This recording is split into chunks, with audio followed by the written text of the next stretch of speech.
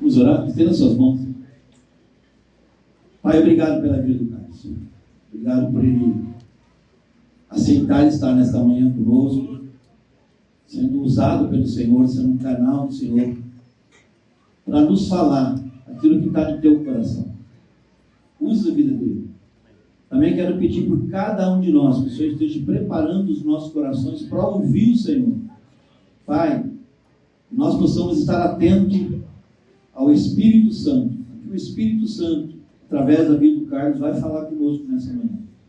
Desejo no nosso coração, como nós ouvimos aqui nesses dias, é sair daqui, Senhor, com os nossos corações transformados, curados, voltarmos para as nossas casas, para as congregações e continuarmos a cumprirmos o nosso chamado para o qual o Senhor tem nos chamado, que é ir e fazer discípulos, testemunhar, proclamar, glorificar o teu nome.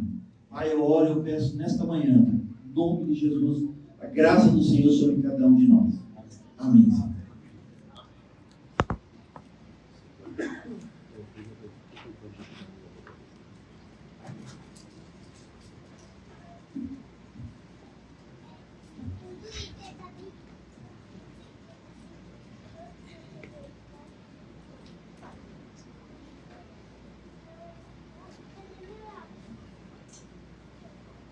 Bom dia a todos vocês.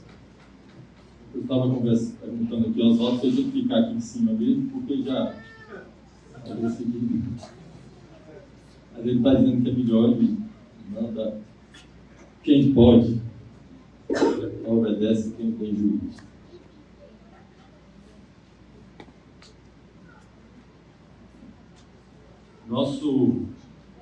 Nosso tema é semelhantes a Jesus. Vamos falar juntos? Nosso tema é semelhantes a Jesus. Ser semelhante a Jesus é o propósito, a gente chama de o propósito eterno de Deus, aquilo que o Senhor, nosso Deus, o Criador, planejou desde a eternidade. Mas, na verdade, triste de nós quando ser semelhante a Jesus se tornar apenas um tema de um retiro. Triste de nós quando o propósito eterno de Deus, ser semelhante a Jesus, se tornar o tema de um estudo ou de uma apostila. Porque, na verdade, isso aí é a nossa vida. Isso aí é o grande mistério da existência. Isso aí é para o que a gente foi criado. Então, se eu pego uma apostila, vamos fazer esse estudo aqui. Para esse mês nós vamos estudar com a igreja o propósito eterno de Deus. Como é ser semelhante a Jesus? Aí no final do mês, ou no final do encontro, no final do retiro, a gente está achando, ó, que tema lindo, e como os expositores desse tema fizeram isso muito bem, e depois a gente entra em outro tema, e depois outro assunto, depois outro assunto, depois outro assunto. Triste de nós quando ser semelhante a Jesus, ou o propósito eterno de Deus, se torna apenas um tema. Então, é claro que esse é o tema desse encontro, mas esse não é um tema. Este é o assunto de Deus para nós, o assunto do Pai para nós, é Jesus, e sermos semelhantes a Ele. Eu gostaria de ver com vocês alguns pontos a respeito disso, a respeito de ser semelhante a Jesus, a respeito do propósito eterno de Deus. E para fazer isso, a gente vai dar uma olhada em alguns textos, e já oramos. Eu oro novamente que o Espírito Santo dê para a gente entendimento espiritual, revelação, para que a gente compreenda a vontade de Deus em sermos semelhantes a Jesus. Primeira coisa que eu quero trazer para vocês: existe um projeto. Há um projeto eterno. Nós não somos frutos do acaso. Nós somos resultado de um projeto de amor, de um desenho muito bem feito. Qualquer pessoa que vai construir uma casa, primeiro faz o projeto, faz a planta, faz o projeto. Alguns fazem um projeto com um arquiteto caro, e o cara faz lá nos programas que tem hoje, e joga lá todo, mas tem um projeto. Outros fazem projeto só na cabeça, mas faz o projeto. Nós não somos resultado de um acaso. Cada um de nós individualmente, todo o universo, toda a humanidade, mas cada um de nós individualmente é resultado de um projeto, e um projeto de amor. Quero começar lendo com vocês Efésios 1, 15 a 20. Todo mundo vai acompanhar as suas Bíblias, não vai ser projetado aqui, não é? Melhor. Então, cada um aí abrindo a sua Bíblia ou acessando a sua Bíblia, dependendo que tipo de Bíblia você tiver. Efésios 1, 15 a 20 tem uma oração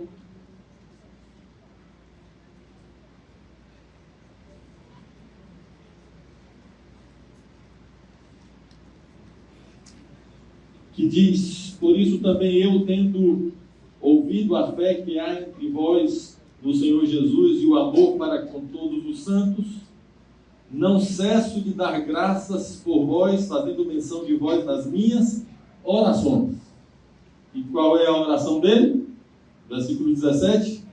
Para que o Deus de nosso Senhor Jesus Cristo, o Pai da glória, vos conceda espírito de sabedoria e de revelação no pleno conhecimento dele, iluminados os olhos do vosso coração, para saberdes qual é a esperança do seu chamamento, qual a riqueza da glória da sua herança nos santos, e qual a suprema grandeza do seu poder para com os que cremos segundo a eficácia da força do seu poder. Aqui a gente tem uma oração dividida em 3 partes.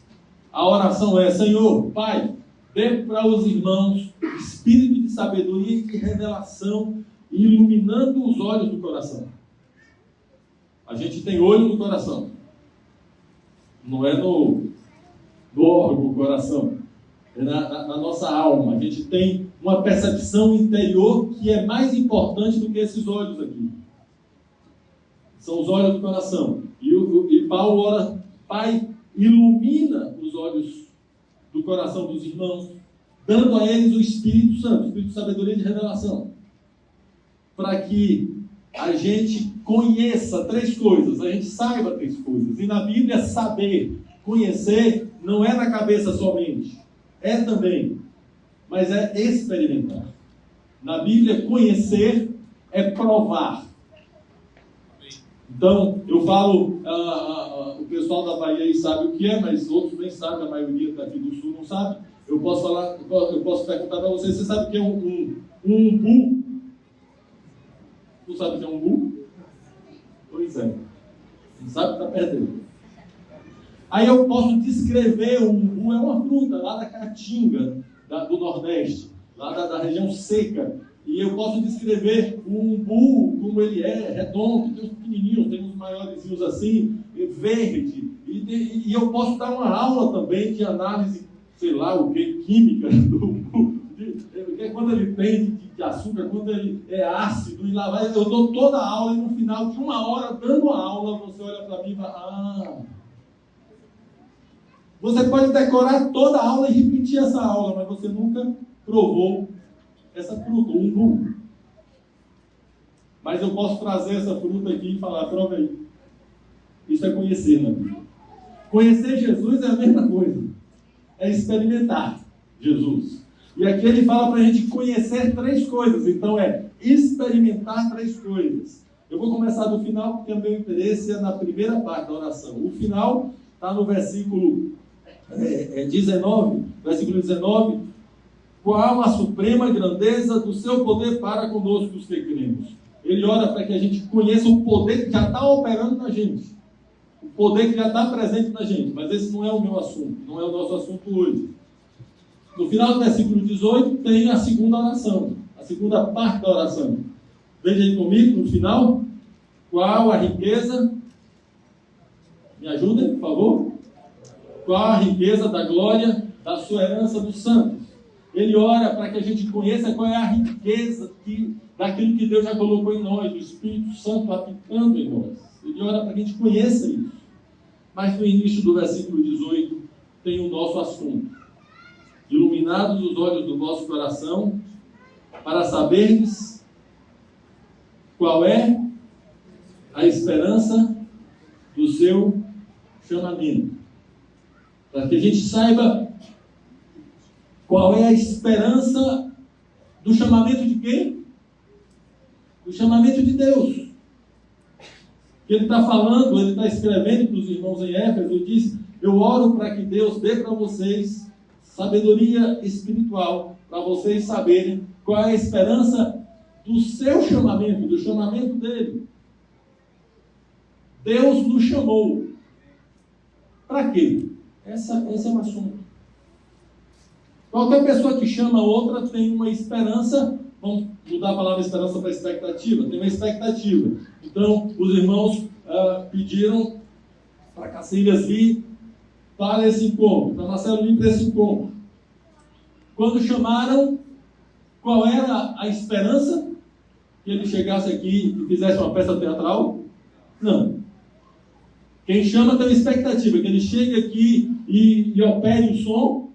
Também não. Quem chama tem uma expectativa, que ele chegue aqui e nos abençoe com a adoração, o louvor e com a palavra?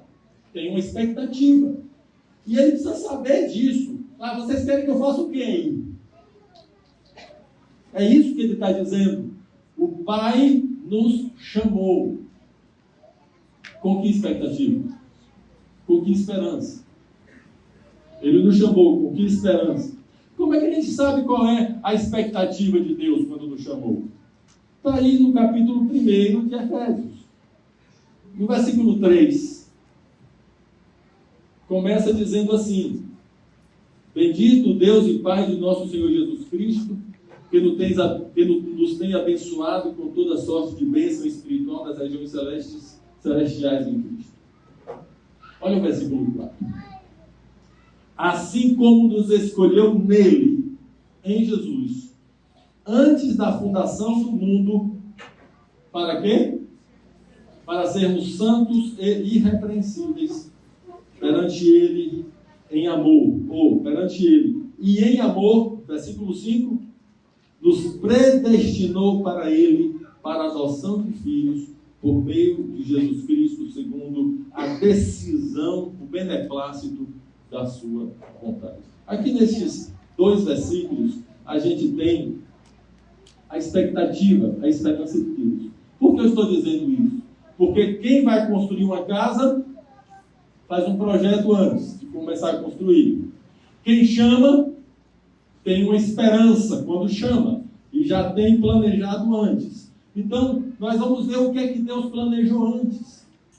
E no versículo 4, ele diz que o Pai nos escolheu em Jesus. Quando? Antes da fundação do mundo. Só para não ficar falando sozinho aqui, eu vou perguntar de novo. Quando foi que Deus nos escolheu? O que é isso? Um projeto. Antes da fundação do mundo, ele nos escolheu em Cristo Jesus. Eu não sei como é esse negócio, porque eu não estava lá. Mas o Pai com o Filho, no Filho, Jesus, o Pai me escolheu. Bem, eu estou dizendo que eu não estava lá, mas eu devia estar. Em Cristo eu já estava. E antes de criar qualquer coisa, o universo, qualquer coisa que existe, o Pai me escolheu. E me escolheu para quê? Para ser santo e irrepreensível. Eu não vou entrar nesse assunto aqui, porque esse assunto vai ser desenvolvido durante os nossos encontros. Mas eu já vou entendendo que no projeto não tinha pecado. Alguém vai construir uma casa, então ele planeja uma sala, 2 banheiros, 3 quartos, com uma suíte, garagem, etc. Ele planeja a casa. Quando Deus planejou a gente, o que é que tinha nessa casa, que somos nós? Santidade. O pecado não fazia parte do projeto original. E eu gosto da segunda palavra, porque ele fala santos e irrepreensíveis. E as pessoas têm medo dessa palavra. Porque irrepreensível é irrepreensível. Não tem nada para ser repreendido. Mas o Senhor Jesus coloca lá em cima o padrão para mim e para você. Ele não quer que a gente seja medíocre. Ele coloca lá em cima. Na faculdade eu fiz um semestre de basquete, com 1,92 m, 93. Nunca fui jogador de basquete. Quase não acertava aquele lado. E, na verdade, até hoje não, pior hoje, com 61 anos. Aí é que eu não alcanço aquele negócio. E eu fico impressionado como os jogadores de basquete enterram. Então, não somente eles alcançam, mas eles passam e fazem assim, ó, para baixo. Mas outro dia, conversando com um irmão aqui de São Carlos, que mais baixo do que eu, tamanho normal. E ele jogou basquete, e eu disse isso, mas a tabela é alta, não? Eu mesmo salto e eu toco lá com muita. Aí ele disse, mas eu enterro. E ele é mais velho do que eu. Tem um alvo ali alto, o alvo alto, ao invés de meter dentro da gente, o alvo alto tem que ser um desafio para a gente. Eu vou enterrar. E ele diz aqui, irrepreensível. Irrepreensível para nós aqui não significa que não tem erro, que nunca erra. Não significa para nós aqui agora, não significa isso. Primeiro significa alvo. Segundo significa condição. Eu já sou em Cristo Jesus santo e irrepreensível. Eu sou santo, você também é santo. Todos aqueles que foram lavados pelo sangue de Jesus são santos.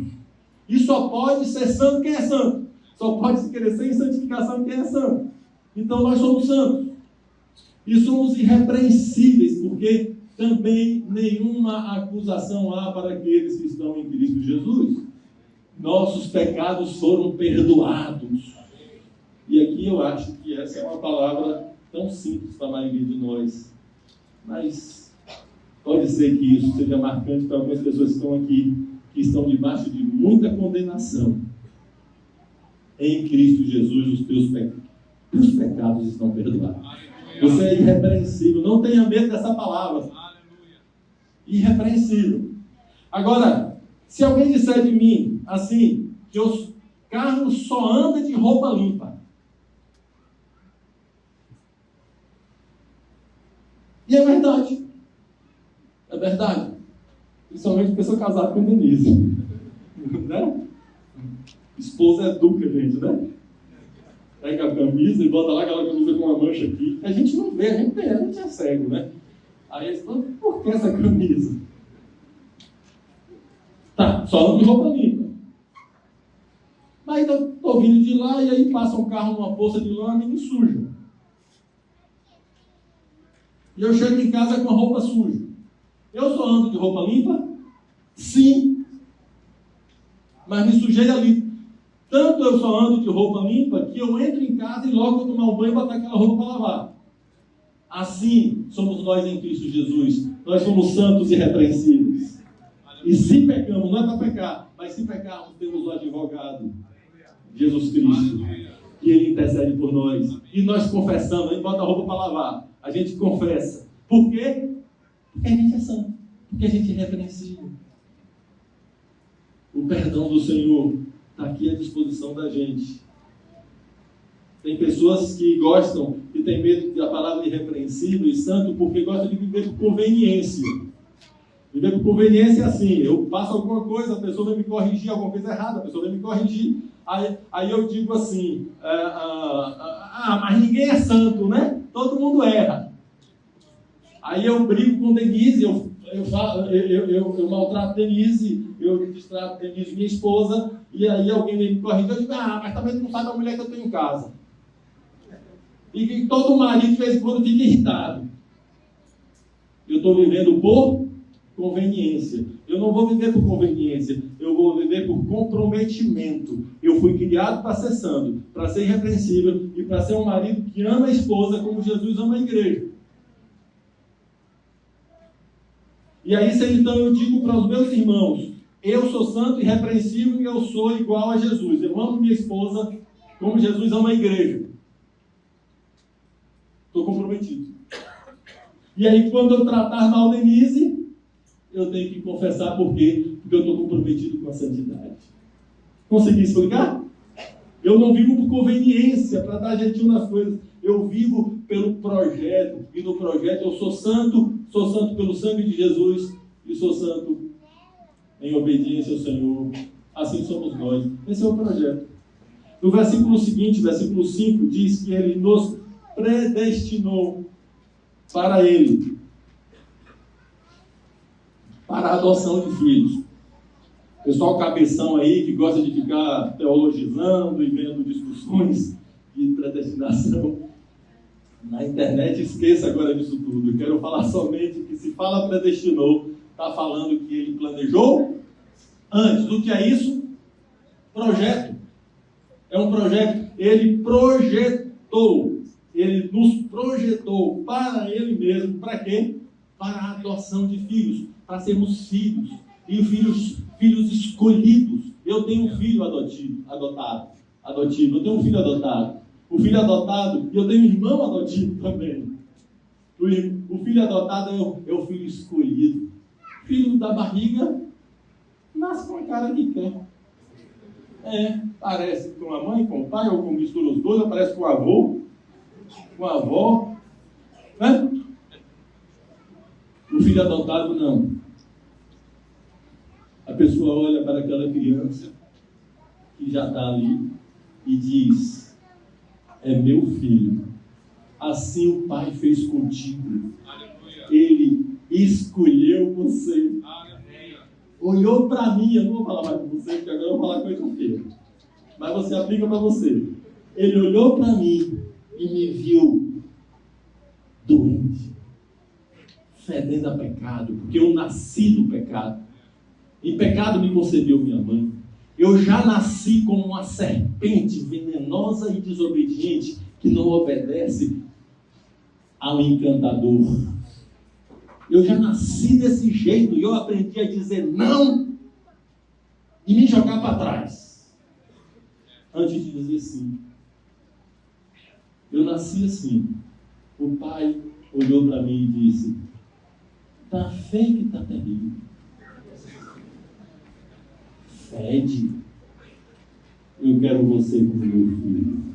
Eu te lavo com o sangue de Jesus. Eu tiro a teu fedor. Eu coloco o cheiro do meu filho, Jesus. Ele te escolheu e te adotou. Eu era filho do diabo, porque eu menti na minha vida, e quem mente é filho de Satanás, do grande mentiroso, o pai da mentira. Eu era filho da desobediência. Está lá escrito isso, filho do diabo, filho da desobediência. Mas o Pai me escolheu e agora me fez filho dele. Quando isso? Antes da fundação do mundo. É um projeto. Um projeto de amor. E no versículo 9, dá um salto aí para o versículo 9, por favor. Diz assim: desvendando-nos o mistério da sua vontade, segundo o seu beneplácito, quer dizer, a decisão da sua vontade, segundo a decisão que propuseram em Cristo, de fazer convergir nele, em Cristo, na dispensação da plenitude dos tempos, todas as coisas, tanto as do céu como as da terra.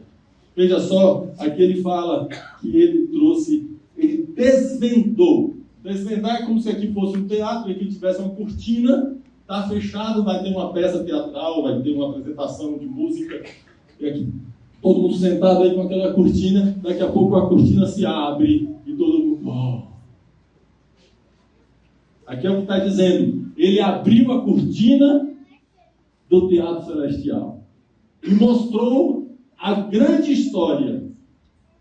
E ele chama isso de o mistério da vontade de Deus, que a gente pode chamar de um mistério da vida, que as pessoas ficam procurando o tempo todo, de onde eu vim, para onde eu vou, por que eu estou aqui. O mistério da vida, no caso aqui, o mistério da vontade do Pai, da vontade do Criador. E ele diz o mistério no versículo seguinte, é que tudo esteja em Cristo.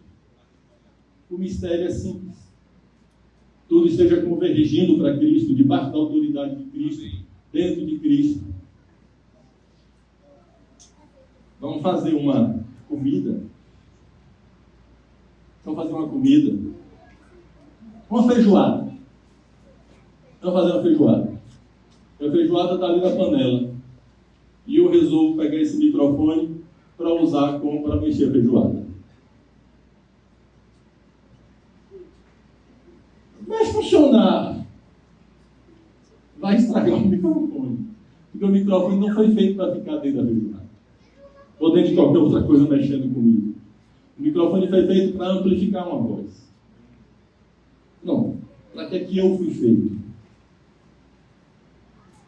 Para que é que eu fui feito? Simples. Eu fui feito para estar em Cristo. É só isso. E é o início e o fim. E nele nós andamos, do início até o fim. Esse é o mistério da vida. O mistério da vida é Jesus Cristo. E como esse mistério estava oculto, ele se revelou, ele veio como homem. E pelo Espírito Santo ele vai se revelando para a gente. Irmãos, a gente foi escolhido antes da fundação do mundo. Isso é o contrário disso é casualidade. É o acaso. Pela palavra de Deus, a gente tem um projeto de amor. O que a ciência hoje está o tempo todo, a falsa ciência está o tempo todo pregando a evolução, que é um tratado diabólico de casualidade, e por trás está o diabo querendo levar a humanidade inteira a não ter sentido. Isso vai entrando no coração de cada um, entrando, e a pessoa vai vivendo sem sentido. Se a sua vida é obra do acaso, cada um que se vire, faça o melhor que puder e dê sorte. Você está perdido. Porque você veio do nada, vai para o nada. Se quiser aproveitar esse intervalo entre o nada e o nada para fazer umas coisinhas boas, aproveite. Mas para que fazer coisa boa se eu vim do nada e vou para o nada? Eu vou me esbaldar. Essa é uma mensagem diabólica de destruição do valor de cada um de nós. E esse ensino gera frustrações, temores, desorientação, falta de propósito. E quando a pessoa não tem um propósito, ela tem que inventar um propósito. Eu não sei para que eu... Então, chama Marcelo. E Marcelo, vem para cá para fazer o quê? Não, venha para cá. Aí Marcelo tem que vir, vai inventar alguma coisa para fazer. Ou vai inventar e não fazer nada. Um chamamento tem um propósito. E é isso que Paulo está orando. O Senhor mostra para cada um propósito. E que é um propósito não que a gente vai inventar, mas é um propósito de amor. Feito antes da fundação do mundo. Quando sabemos que nós temos um propósito estabelecido antes da fundação do mundo, o nosso coração se descansa nesse propósito e vai viver de acordo com isso. Não é o que eu planejei para a minha vida, é o que Ele planejou para a minha vida. Santos irrepreensíveis, filhos adotados. Também não vou desenvolver esse assunto de ser filho. O filho parece com o pai no normal, né? O filho parece com o pai, o filho quer estar com o pai. E também com Jesus no céu. Você, resultado de um projeto de amor. Mas alguém pode dizer, mas eu nasci de um abuso sexual. Eu nasci, não sei quem é minha mãe, não sei quem é meu pai. Eu nasci e fui tão maltratado. eu nasci isso, eu nasci aquilo outro. Você continua sendo um projeto de amor. O Criador é teu Pai. Ele desenhou a tua história. E diz lá, aqui em Efésios mesmo, que nós somos feitura de Deus. Nós somos uma obra de arte de Deus. Esses dias estava vendo aquele nadador brasileiro ganhando um prêmio lá, e aquele que não tem braço, não tem perna, tem um pedacinho de pé, né? Todo mundo deve ter visto, né? E ele cai na água com aquele pedaço de corpo que ele tem, e sai, e todo mundo fica, oh! E quando tem as Olimpíadas, depois tem as Paralimpíadas, e lá está ele também, então outros também. Um deles, o maior campeão de todos, Daniel, é nosso irmão em Cristo. Um dia eu encontrei ele no lugar. Encontrei Daniel o quê? Daniel. Aí encontrei ele, tá todo mundo tirando foto com ele, eu não vou não, todo mundo tirando foto, eu não vou não. Aí quando saiu todo mundo, eu me aproximei. Eu falei, todo mundo estava aqui me assediando, eu posso tirar uma foto com você também? Aí ele, pode. Aí os filhos dele estavam assim, ele chamou, fulano, Azaf. Aí eu disse, quem bota o nome do filho de Azaf é porque é irmão, eu sou irmão. Alegria. A gente assiste também, assiste as Paralimpíadas, ou não assiste, né? Na verdade, talvez notícia depois, né? A gente vê as notícias da Paralimpíada e fica, a pessoa não tem braço, não tem perna, a pessoa tem algum tipo de deficiência, aí sai programa da televisão, né? Exemplo de superação. Todo mundo acha uma maravilha. Mas ninguém quer passar pelo que ele passaram. Só que se eu falar assim, olha, aquele outro ali, a pessoa morreu ontem, 101 anos de idade. Nasceu, a família tinha dinheiro, saúde perfeita, e aí nunca teve problema de saúde nenhum.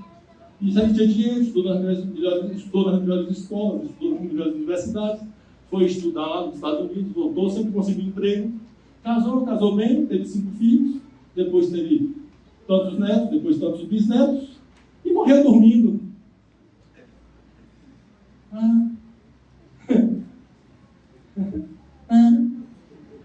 Dá lindo isso aí da novela?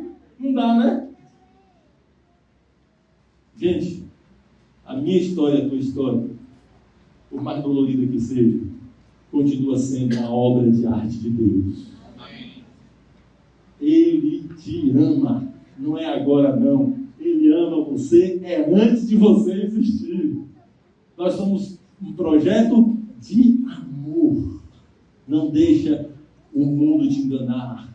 Não deixa os ensinos mundanos se enganarem. Não deixa você mesmo se enganar. Você é um projeto de amor. Poema de Deus. Obra-prima de Deus. Em Filipenses 3, 12 a 14, tem outro texto que nos ajuda nisso.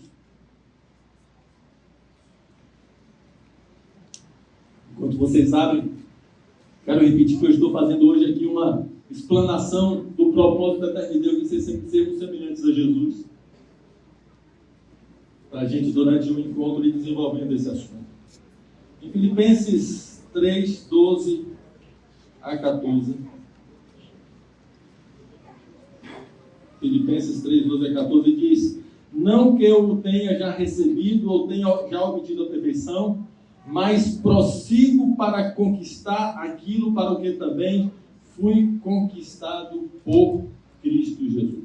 Irmãos, quanto a mim não julgo havê-lo alcançado, mas uma coisa faço, esquecendo-me das coisas que para trás fico, e avançando para as que estão diante de mim. Podem falar junto comigo? Prossigo para o alvo, para o prêmio da soberana vocação de Deus em Cristo Jesus. Versículo 14, prossigo para o alvo. Então tem um alvo. A tua vida tem sentido, a minha vida tem sentido. Tem muita gente no mundo que não o mundo o alvo é ficar rico, é ter fama, é ter poder, o que for. Mas na igreja tem muita gente também que não sabe qual é o alvo. Tem Tem muita gente que apenas está, não, meu alvo é ir para o céu. Não, o alvo não é ir para o céu. Porque se o alvo for ir para o céu, eu vou atravessar a rua sem olhar para o lado. Para ver se um carro me leva logo para o céu. Alvo não é uma coisa que a gente chega lá sem querer. Alvo é uma coisa que a gente prossegue para o alvo. E para o céu já é garantido. Jesus morreu por nós, a passagem está paga. O alvo é viver de acordo com o projeto de amor. Ser semelhante a Jesus, estar em Jesus, santo e irrepreensível, Filho de Deus. É crescer nisso. Prossigo para o alvo. E no versículo 12 diz: prossigo para conquistar aquilo para o que também fui conquistado por Cristo Jesus. Tem alguma versão de vocês aí, prossigo para alcançar aquilo para o que fui alcançado? Ou prender aquilo para o que fui preso? Alguma coisa assim, não é? Tem várias versões. Então é interessante. Isso é o que acontece com quem entende que é resultado de um projeto de amor. A pessoa passa a viver com esse projeto de amor.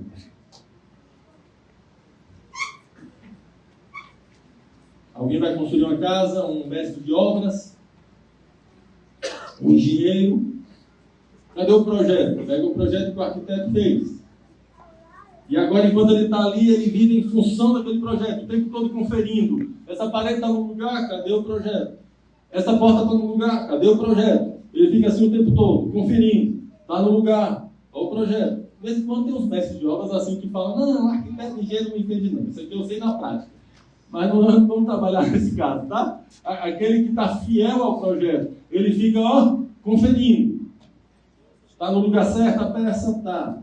O telhado aí mesmo? É esse tipo de coisa que tem que ter? Ele fica assim, conferindo o projeto.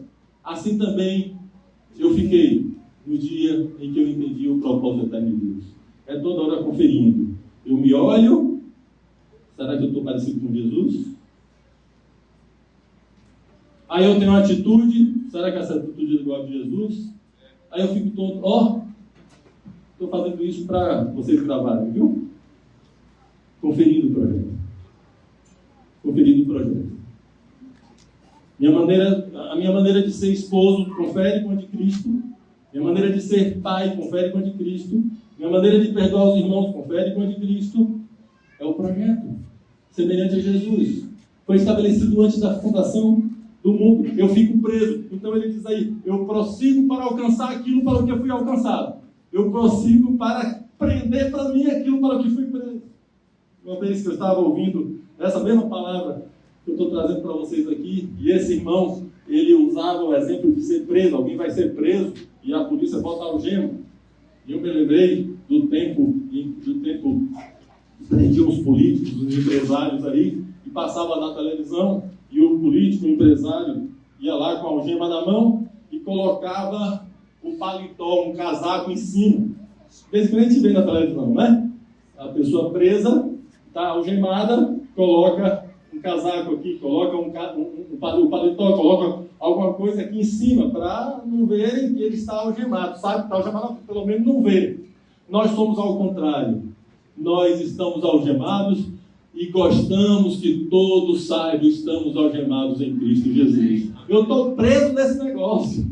Para onde eu vou, estou preso nisso. Em ser semelhante a Jesus. E aí ele diz assim: esquecendo-me das coisas que para trás ficam, prossigo para o alvo. Aí eu queria, antes de passar para o próximo ponto, eu queria animar a cada um de vocês e dizer que se você está em direção ao alvo que é Jesus, é isso que importa.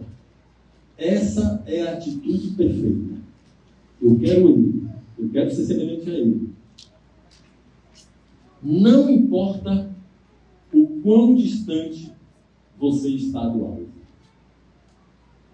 Importa que você está indo para Ele, prosseguindo para Ele. Por quê?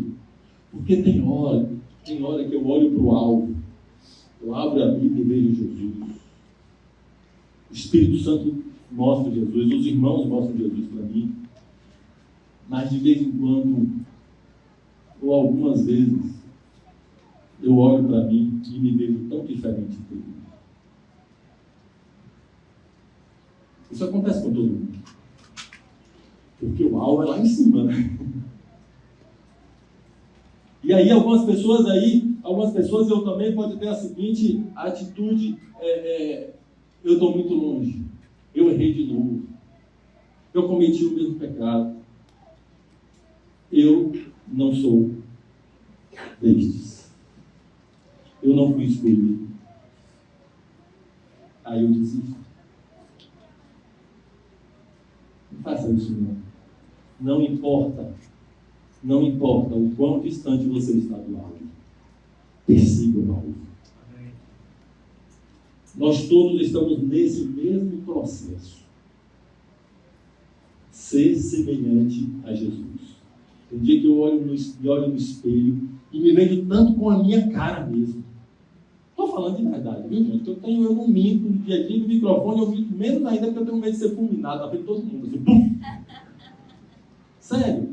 Às vezes eu me olho no espelho e dou uma encarada em mim assim e falei, ô Jesus, eu estou num terreno baldio tão cheio de rato. Que exemplo desse irmão, né? Eu estou num terreno baldio tão cheio de barata, cheio de mato. Mas, Senhor, o Senhor colocou uma placa no meu coração. Aleluia. Ser semelhante a Jesus. Vamos seguir. Estamos presos no alvo, presos. Por quê? Porque teve um entendimento aqui dentro. Então, agora, eu sou escravo desse alvo. Terceira coisa que eu quero trazer para vocês está em Romanos 8, 28 a 29.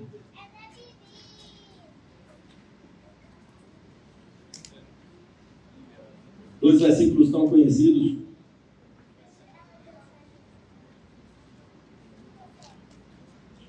Sabemos que todas as coisas cooperam para o bem daqueles que amam a Deus, daqueles que são chamados segundo o seu propósito.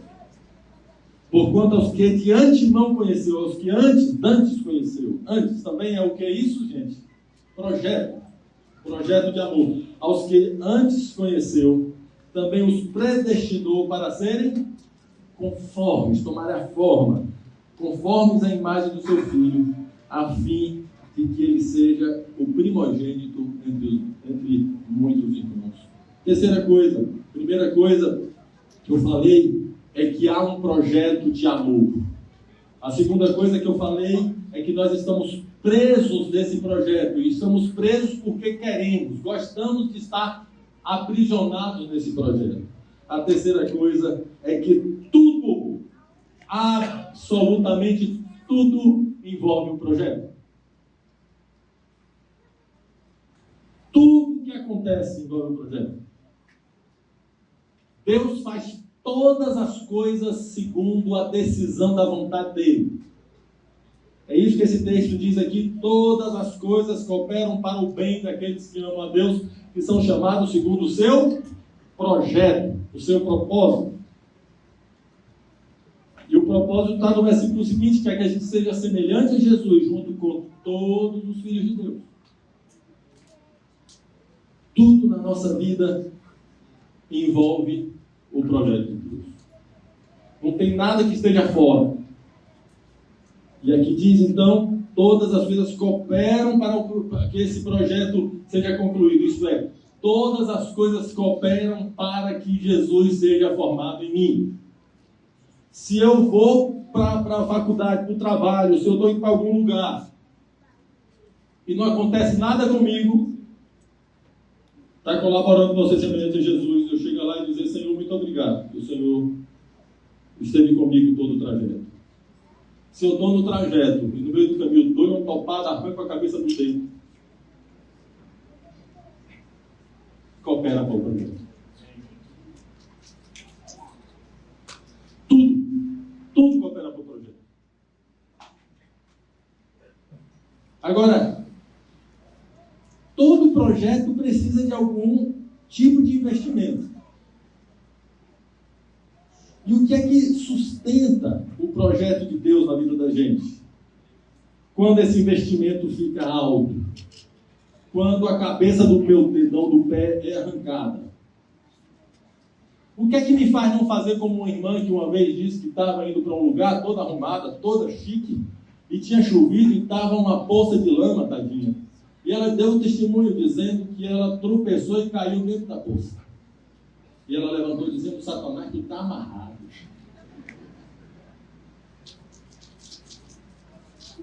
Tudo bem.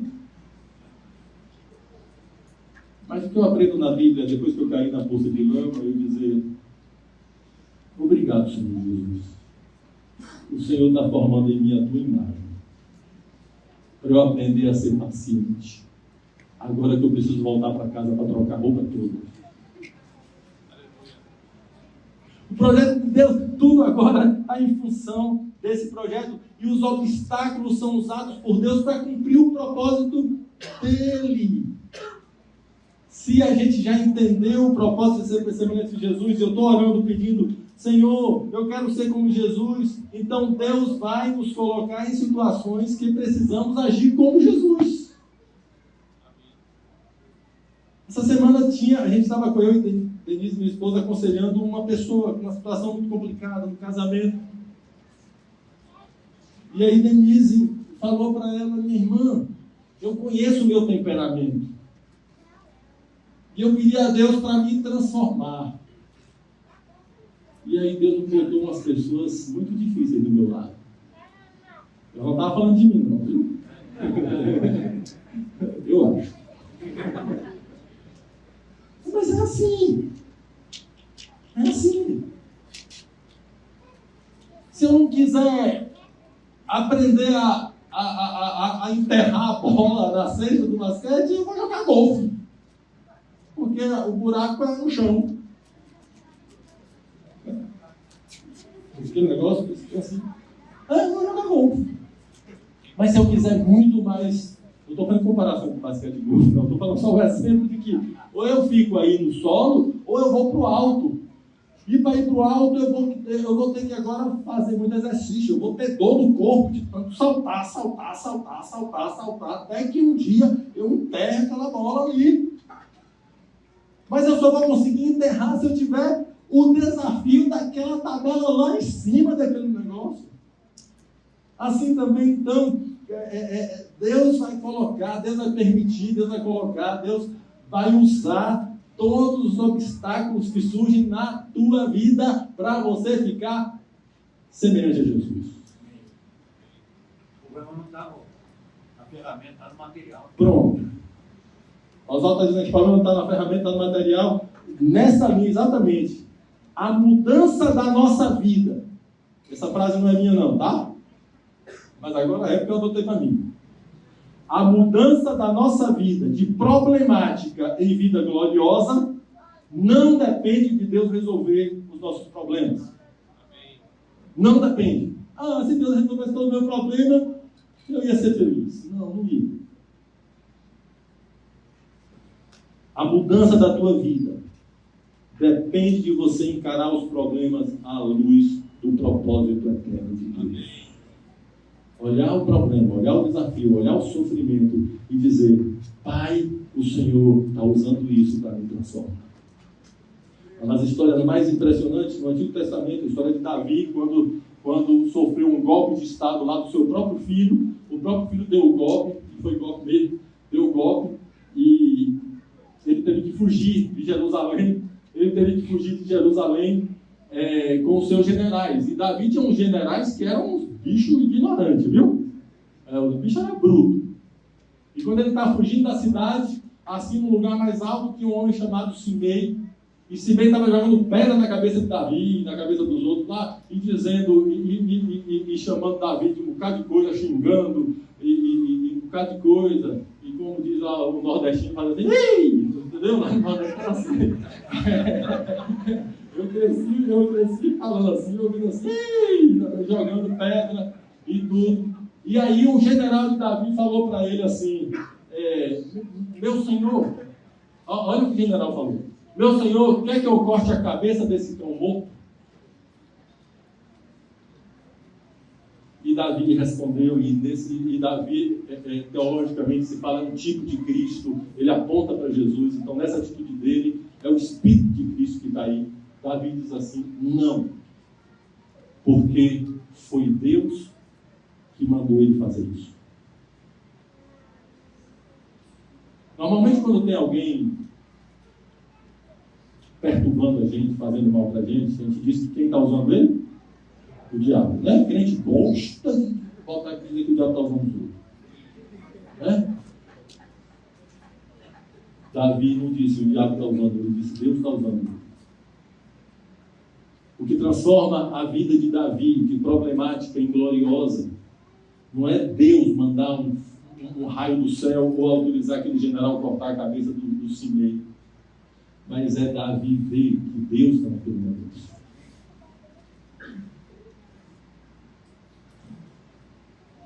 Por incrível que pareça, alguns de vocês têm visto o amor de Deus no cuidado dele em cada situação da tua vida. Outros de vocês, ao contrário, têm questionado se Deus ama você mesmo e se Deus é bom, por causa de determinadas situações. Olha, Deus é bom e Ele te ama. Mas por que isso está acontecendo? Porque Ele te ama.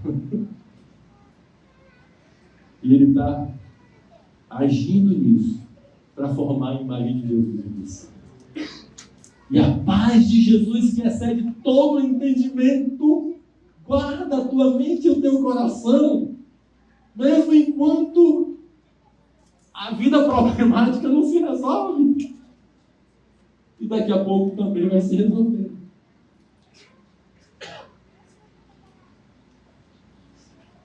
Mais alguma coisa que eu gostaria de trazer para vocês sobre o propósito da vida de Deus? Está em Colossenses 1, 24 a 28.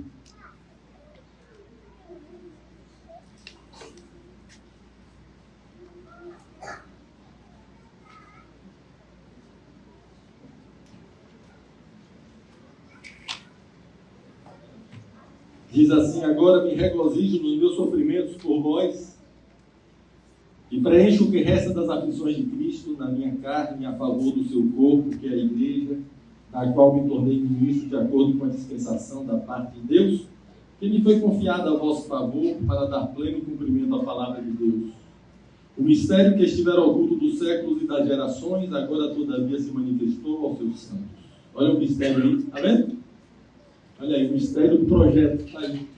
Vou ler de novo, 26, por favor. O mistério que estivera oculto dos séculos e das gerações, agora todavia se manifestou para a gente. Qual é o mistério? Qual é o mistério, gente? Ser semelhante a Jesus. É parte do mistério isso aí, ser semelhante a Jesus. Versículo 26, versículo 27. Aos quais Deus quis dar a conhecer qual seja a riqueza da glória deste mistério entre os gentios que é, vamos falar juntos? Cristo em vós, a esperança da glória. Eu só fico falando para falar junto, para não ficar falando sozinho aqui, tá? Então eu vou pedir de novo. Qual é o mistério que foi revelado? Cristo em vós. Esse é o mistério. Cristo em nós, a esperança da glória. É o alvo, é o projeto desde a fundação do mundo. Versículo 28.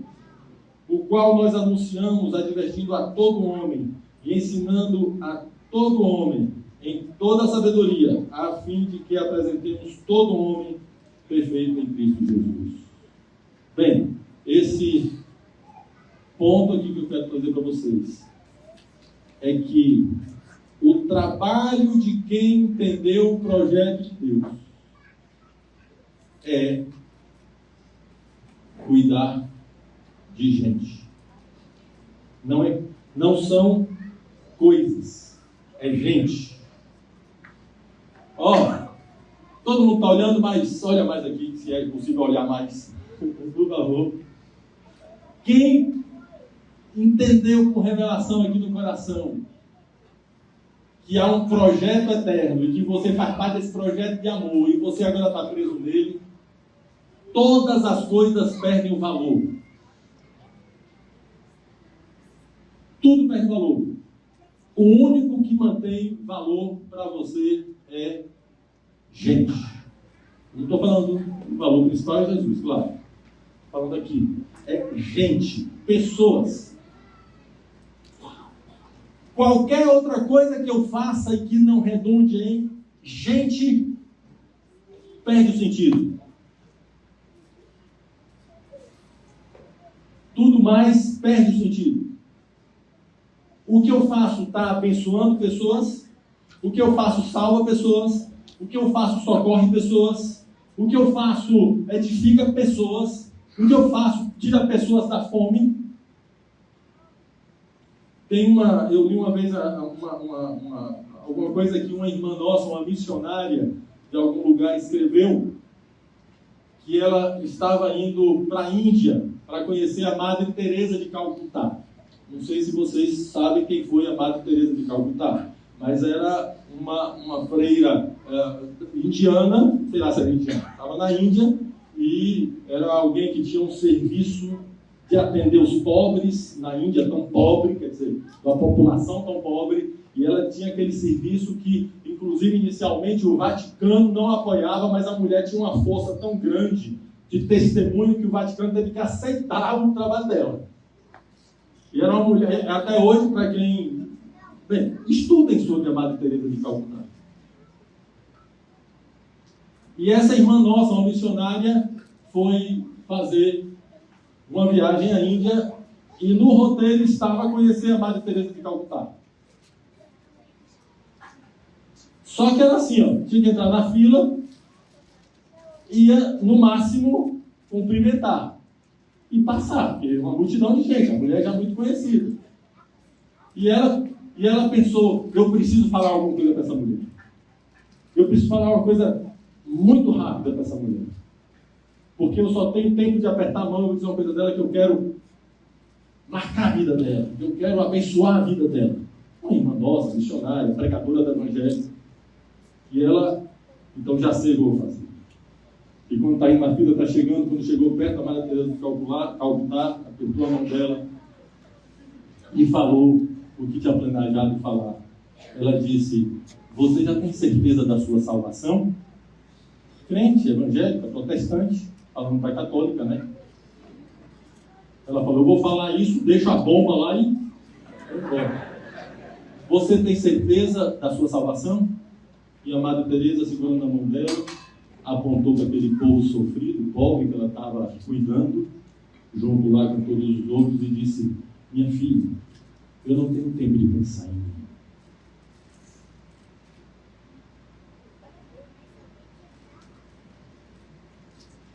E essa irmã nossa escreve dizendo como ela aprendeu com a Madre Teresa. Eu não estou aqui fazendo nenhum julgamento de destino da alma de ninguém. Eu estou dizendo que quem conhece Jesus passa a amar pessoas. O Senhor Jesus me chamou e te chamou para investir a vida da gente em pessoas. Você não precisa ser um pastor, ainda que eu desejo que todos os homens aqui virem presbíteros, mas isso é outra coisa. Mas a tua profissão, você está planejando ter o que você já tem, está servindo só para você se realizar e para ganhar dinheiro, para comprar casa, para casar? Tu não entendeu ainda o projeto de Deus. Deus te deu tua profissão para você abençoar pessoas. Para que a tua profissão você servir as pessoas que em outra condição não poderiam ser atendidos pelo que você sabe fazer. Atender os pobres que não teriam dinheiro para pagar, mas você pode atender. Você foi chamado para isso, para cuidar de gente, para cuidar de quem passa fome, para cuidar de quem está podre emocionalmente.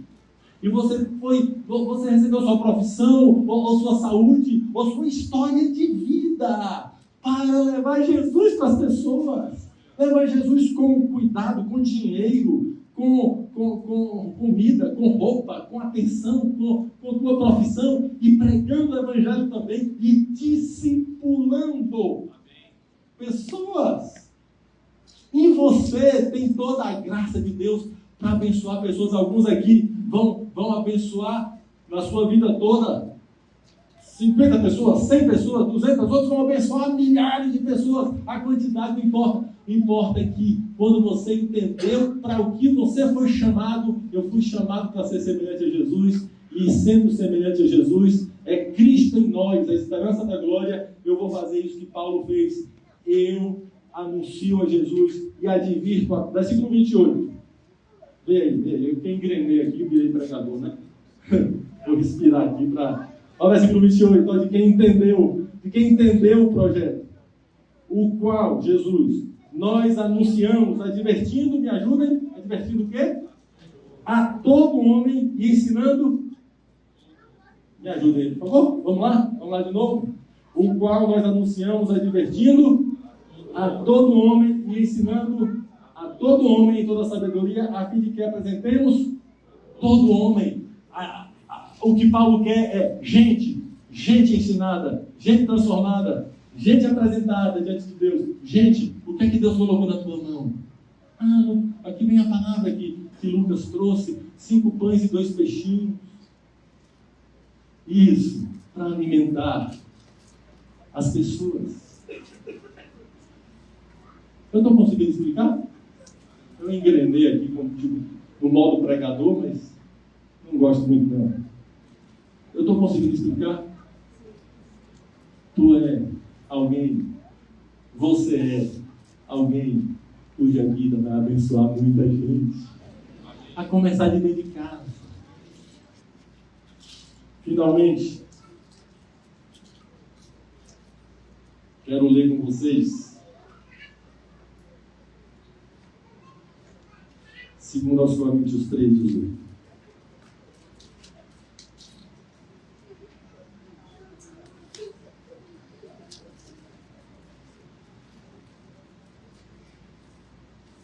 Podemos ler todos juntos? Pode ser? Por favor? Vamos lá? E cada um na sua versão, tá bom? Pode ler tudo daí. E todos nós, com o rosto desvendado, contemplando como por espelho a glória do Senhor, somos transformados de glória em glória, na sua própria imagem, como pelo Senhor o Espírito. Está aqui o propósito.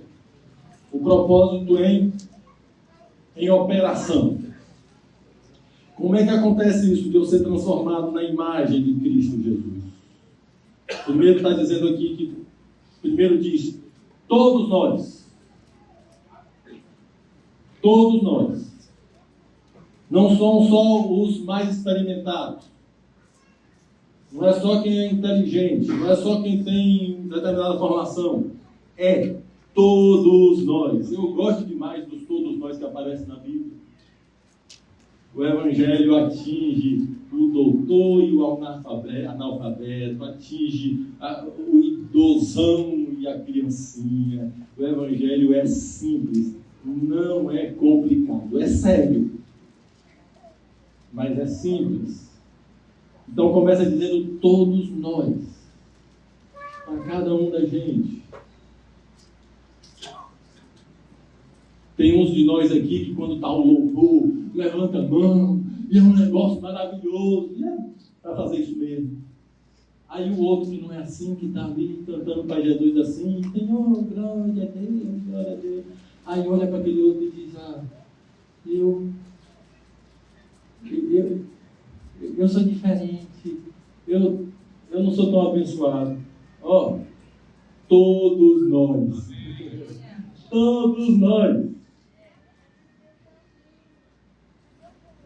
Com o rosto descoberto, desvendado. Aqui é porque no contexto explica por que essa expressão. Diz assim, contemplando, em algumas versões fala refletindo, não é isso?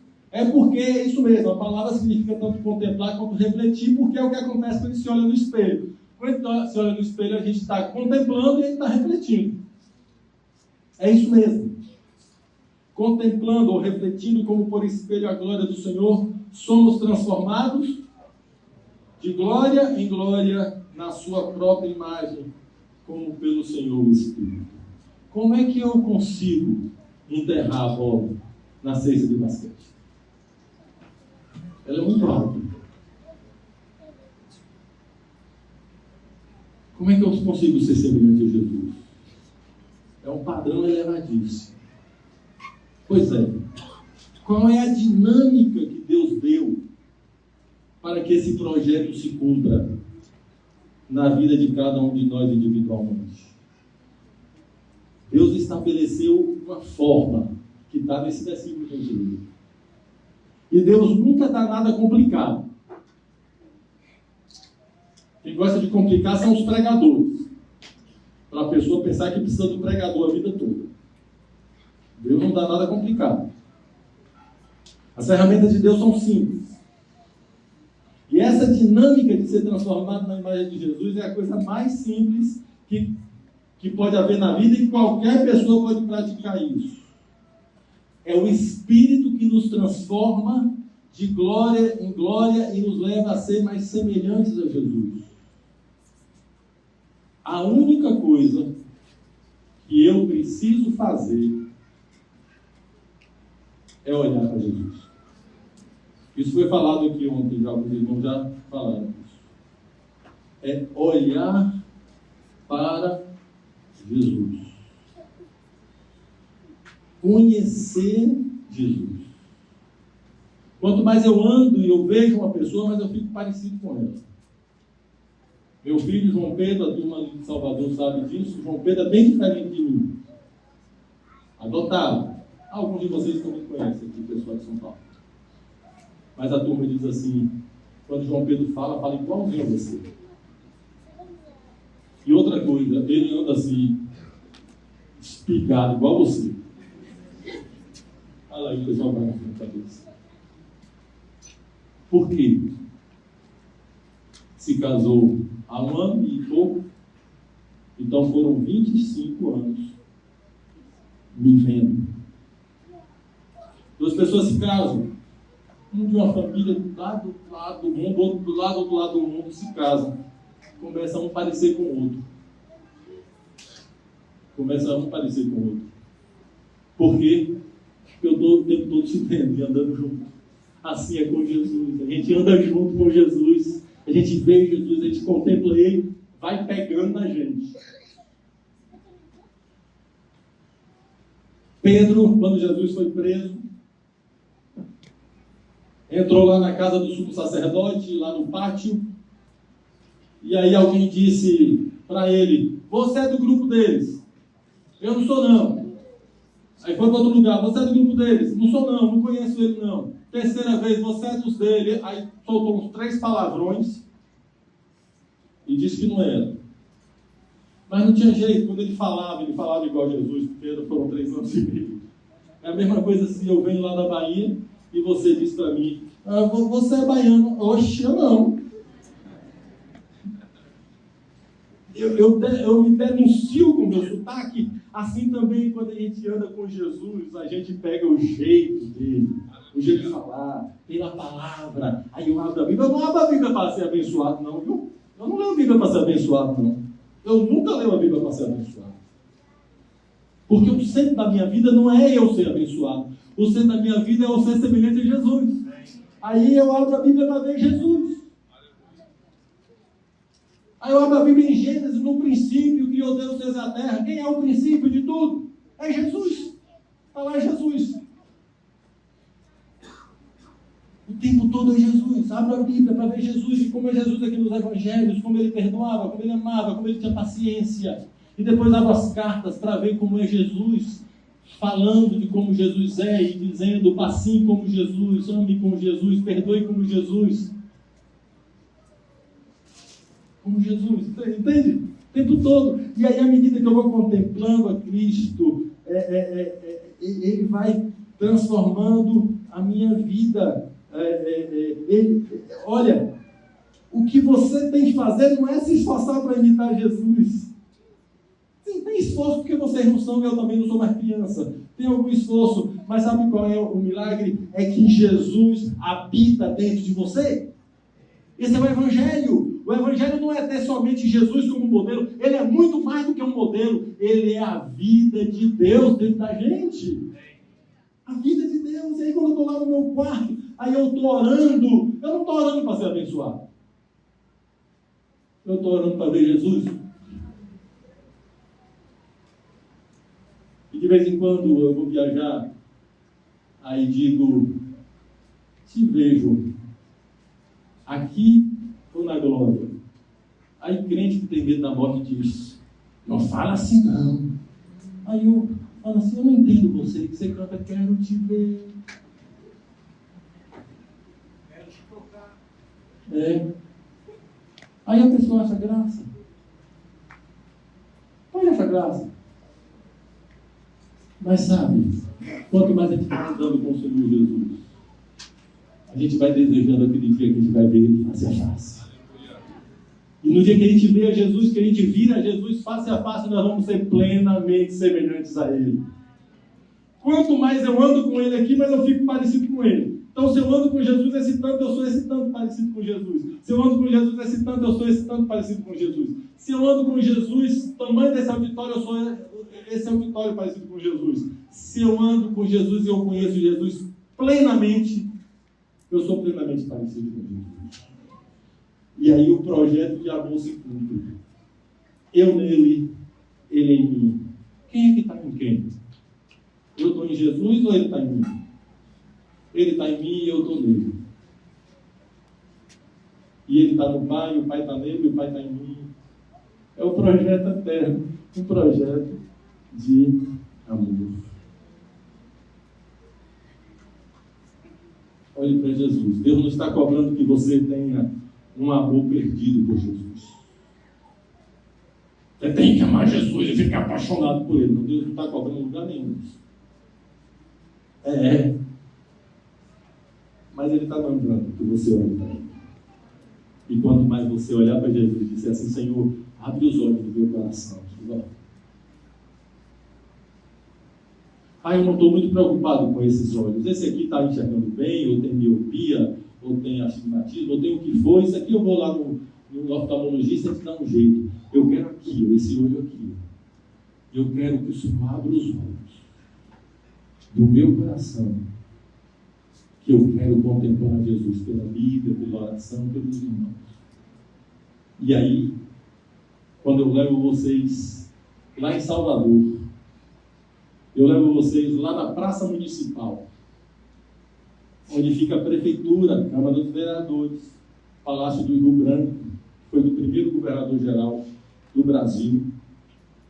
E lá de cima, onde tem o elevador Lacerda, aí vocês sabem o que é. A gente olha a Baía de Todos os Santos.